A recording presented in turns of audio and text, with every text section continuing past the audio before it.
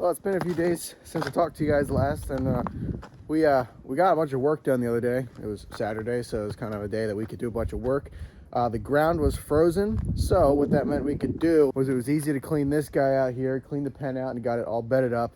And right out here, in front of the barn, it always gets real sloppy in the winter. The steers are here a lot because they're eating, and so they kind of just this is the central point. They're always walking in here, and it's just sloppy and muddy. But it froze, or the ground was frozen, but the top muck wasn't frozen. So I took the bucket and just kind of shaved it off. Now it's completely frozen. As you see, very, very frozen all the way around. But we got this all cleaned out, got them all bedded up with fodder. We have a ton of fodder, probably a lot more than we need, but that's a good thing because, you know, it'll last us into maybe next year too. Today is January 11th, and we have only used 3 bales of fodder, and we still got 12 left. So we got a lot of fodder. Still got another fodder bale up there. We still got a good bit of hay. We haven't even used half of it yet, so we should be good on hay. Yeah, everything out here at the steers is flowing smoothly. We bought a headlock at an auction, so we took some measurements the other day, and we're gonna hopefully get that installed here soon. Here's the manure pile. This is not all from just when we cleaned it out. I mean, all this is the fresh stuff, but there's older stuff underneath of it. We currently don't have a manure spreader, but that would be a nice thing to have, is just like a small one. Small little single axle one, something I could pull with the case. Just a real small one, because we don't spread a ton of manure. So yeah, if we just had a real small one that we could spread on our hay fields or something, that would be nice, because we definitely need a manure spreader to spread the manure. Normally we use some of it on the garden, so that takes up a little bit of it. So we do use it, but we need a better system to get rid of it. So another thing that we got done the other day was we continued to work on the Gandies. So here's the Gandies. This is with the New Holland Red that we bought the other day. And then this is the second Gandy that Dad started painting up with primer. So it's nice and shiny.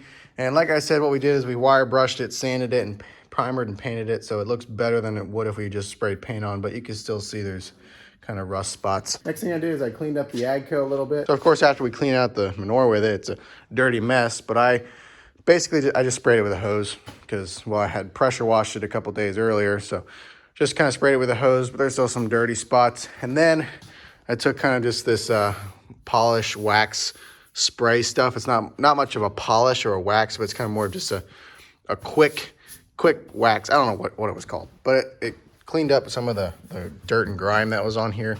But of course, it doesn't have that shine that polish gives it.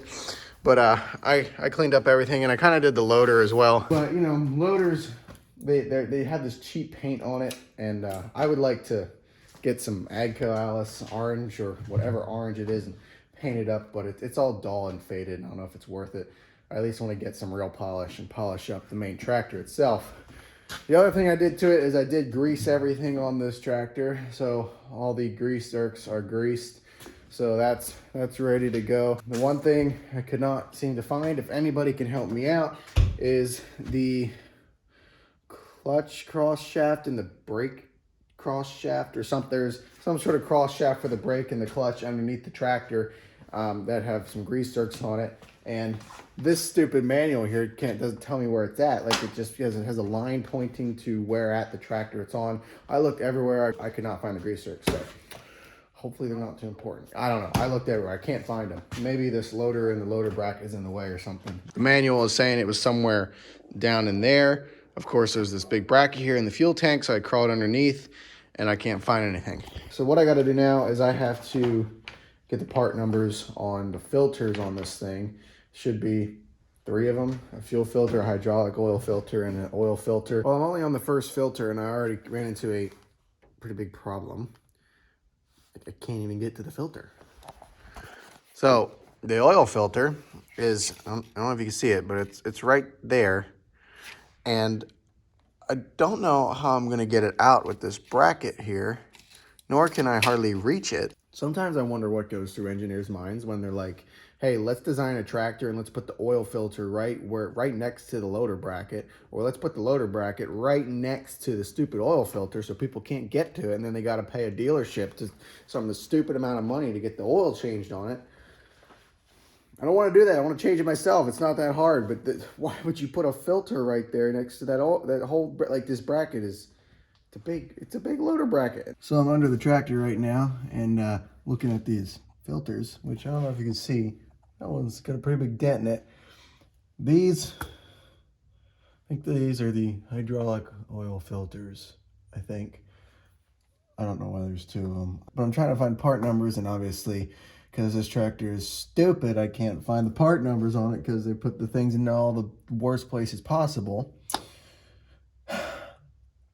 So I'm resorting to looking up at my dealer and trying to look through part diagrams to find them. And I'm kind of finding the parts, but they're out of stock because, well, you know, just everything that's going on. And you can't find freaking parts. I ordered my 3 filters: hydraulic filter, the oil filter, and the fuel filter. It should be here in the next couple days. I'm waiting to order the fluids because of some accounting stuff that we got to do first. I've heard that Case Hytran is very similar, if not like literally the same thing as the AGCO stuff. So I'm probably going to end up getting Case Hytran for both the Case and the AGCO here, possibly in the near future. If we do get another tractor, we are looking at like getting a international one, and so then again the Hytran would be what we want to use in that. So using Hytran across the board is probably what I'll end up doing. Hopefully nothing catastrophic happens, but people say that they work in AGCOs really well, so that's what we're gonna do. I do have to order an oil filter for the Case yet, but I'm gonna get that when I order the fluids, because I'm ordering the filter and the fluids from the same dealer, so I'm not gonna order twice. When I was fiddling with the filters earlier, I had to loosen the fuel filter so I could find the part number. Turns out I never even needed this part number anyway, but I loosened it, but fuel came out, and so I had to kind of run fuel back through the filter again and through the lines. So it took a little bit to get it cranking. Then I finally got it started, and I looked at the fuel filter, and it was like pouring out of the fuel filter for some reason. I don't know why. So I tightened up the cap screw more up there, and the bottom thingamajigger was nice and tight. So we're gonna fire it up again here. Hopefully it doesn't come leaking.